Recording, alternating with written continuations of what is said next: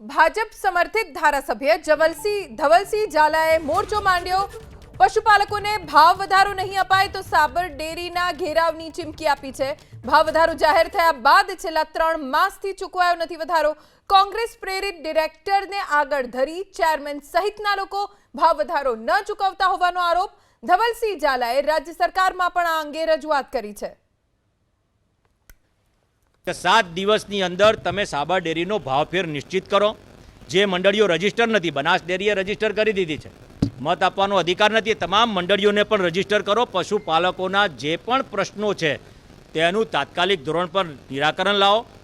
એક કોંગ્રેસના ડિરેક્ટર ઉપર ખભે બંદૂક રાખીને સરકાર સામે ખોટી પ્રવૃત્તિઓ ના કરે તેવી તમામ ડિરેક્ટરોને વિનંતી કરું છું। ને આજે જ અથવા કાલે સાબર ડેરીની મિટિંગ બોલાવી ડિરેક્ટરોની અને ભાવફેરની સૂચના આપીને તમામ આ ભાવફેર 3જા મહિના સુધીનો હોય છે, આ 7મો મહિનો ચાલે છે, એમાં કોઈ ઓડિટની વાત આવતી નથી। દર 3 મહિને કેટલો ભાવફેર મળે એવો છે એ તમામ ગામની ડેરીઓને મળતો હોય છે।